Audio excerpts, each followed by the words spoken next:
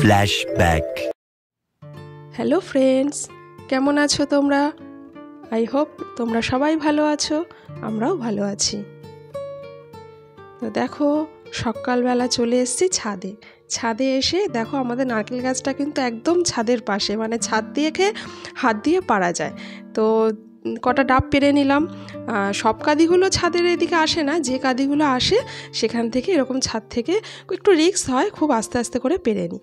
তারপরে তো নিচে গেলাম, গিয়ে কিছু ফুল তুলে নিয়ে এলাম।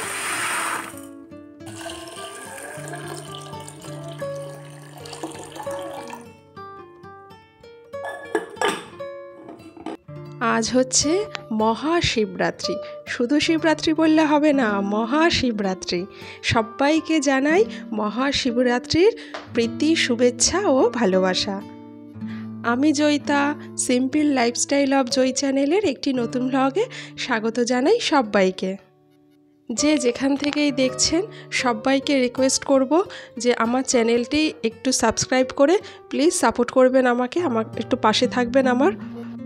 আর একটা লাইক দিয়ে দিও, আর কিছু কমেন্ট থাকলে অবশ্যই কমেন্ট সেকশানে জানিও। আর তোমরা চাইলে শেয়ারও করতে পারো, চেনা পরিচিত আত্মীয় স্বজন তাদের মাঝখানে ভিডিওটা শেয়ারও করতে পারো। আজকে খুব সকাল সকাল ঘুম থেকে উঠেছি। সকাল ঘুম থেকে উঠে সব কাজকর্ম সেরে নিয়ে রান্নাবান্না করে নিয়েছি। নিরামিষ রান্না, আমার শিবরাত্রির উপোস, কিন্তু বাড়ির লোকেদের তো নিরামিষ রান্না লাগবে, খেতে হবে। তো তাদের জন্য রান্না ঠান্না করে স্নান টান সেরে ড্রেস করে চলে এসেছি ঠাকুর ঘরে এসে মহাদেবের স্নানের জলটা তৈরি করে নিলাম। পঞ্চামৃত দিয়ে দিলাম, তার সাথে ডাবের জল, গঙ্গা জল, তার সাথে দুধ, কর্পূর আর হচ্ছে গোলাপ জল। আর এদিকে হচ্ছে শিব ঠাকুরকে স্নান করিয়ে নেব। তার আগে ভালো করে জল দিয়ে ধুয়ে নিয়ে তাতে আমি ঘি একবার স্নান করালাম, মধু দিয়ে একবার মোছালাম, তারপরে ভালো করে জল দিয়ে ধুয়ে নিয়ে এই যে পঞ্চামৃতর যে জলটা তৈরি করেছিলাম সেটা দিয়ে স্নান করিয়ে নিলাম।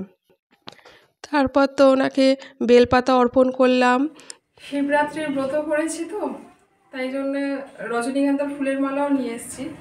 তা শিব ঠাকুরকে রজনীগন্ধার ফুলের মালা দিতে হয়, না থাকলে একান্ত সেটা আলাদা কথা, কিন্তু আকন্দ ফুল, ধুতরা ফল, তার সাথে এই রজনীগন্ধা ফুলের মালাও দিতে হয়।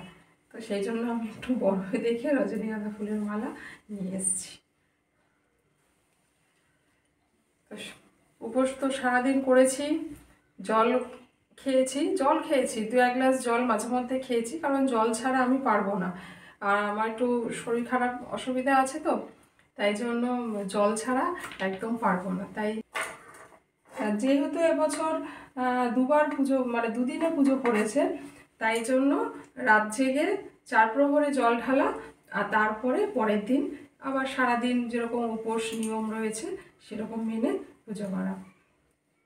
তো আসল হচ্ছে মনের ভক্তি, যে যেমন মনের ভক্তিতে যেরকম পুজো করবে ভগবান তাতেই সন্তুষ্ট। আর ভোলে বাবা শিব ঠাকুর অল্পেতেই তুষ্ট হন। জল যা খাওয়ার তো স্নান করার আগেই খেয়ে নিয়েছি। সকালবেলা উঠে একটু জলটা না খেলে, মানে ঠাকুরের কাজগুলো করে নিয়ে একটু জল খেয়ে স্নানটা যখন সেরে নিয়েছি, তারপরে আর জল খাইনি। তারপরে স্নান টান সেরে নিয়েই, মানে পুজো সেরে নিয়েই সব যা করার খাওয়ার খেয়েছি। এই দেখো, এই হচ্ছে আমার বাগানের কত ফুল হয়েছে, দেখেছো? সকালবেলা গেছিলাম ফুল তুলতে, দেখো নীলকণ্ঠ ফুল, 2 রকমের নয়নতারা, জবা, গ্যাদা, গন্ধরাজ, অনেক রকম ফুল হয়েছে। এত ভালো লাগছে কি বলবো। সব ফুল দিয়ে সাজিয়ে ঠাকুরকে সাজিয়ে দিলাম। আর সারা ঘর বাড়িতে জানো রজনীগন্ধা আর গন্ধরাজের গন্ধে বাড়ি যেন করছে, যেন মনে হচ্ছে সত্যি পুজোর একটা মানে অনুভূতি হচ্ছে, আর পুজো সত্যিই যেন মনে হচ্ছে। বাজার থেকে নীলকণ্ঠ ফুলটা পাইনি মানে ওর অর্কিতের বাবাকে আনতে বলেছিলাম, তা ও ভুলে গেছে সম্ভবত। তো সেই জন্য একটা কি করে জানো তো, যখন আমি বলি তুমি এটা আনলে না, তখন বলে নেই, বাজারে নেই, পাওয়া যাচ্ছে না। আনছি, ও তাই? এমনও হয়, ধরো কোনো দিন আলু আনতে বলেছি, সেই আলুটা আনতে ভুলে গেছে, বলে বাজারে আলু নেই। আমি বলছি যা বাবা, বাজারে আলুও নেই, এই রকম করে। তো অপরাজিতা ফুলটা আনতে ভুলেই গেছে, আনেনি আর কি। তো আমি যাই হোক, আমার বাগানে ছিল, তাই জন্য অনেকগুলোই ফুটেছিল, তো সব মিলিয়ে খুব ভালো করেই ফুল দিয়ে পুজো দিয়েছি।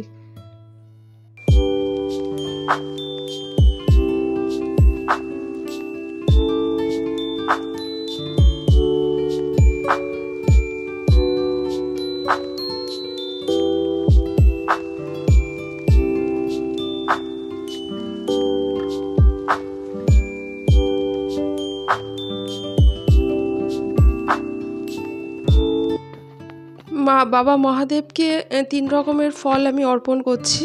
3 রকম দিলেও হয়, 5 রকম দিলেও হয়।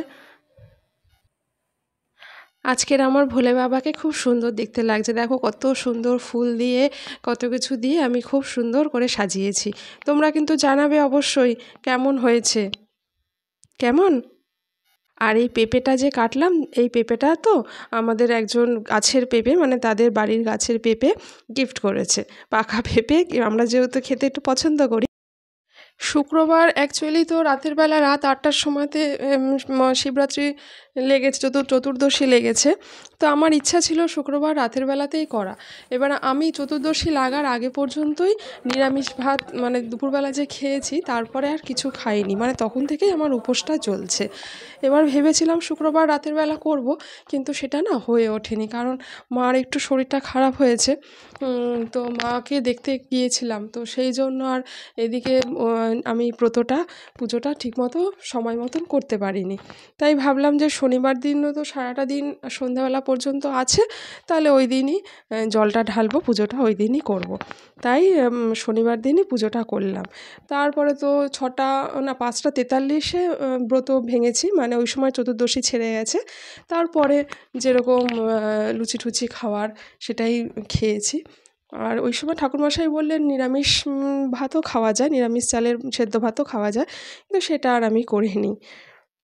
আর এরপরে ঘরের পুজো দিয়ে আমি একটু বাইরে মন্দিরেই পুজো দিতে গেছিলাম।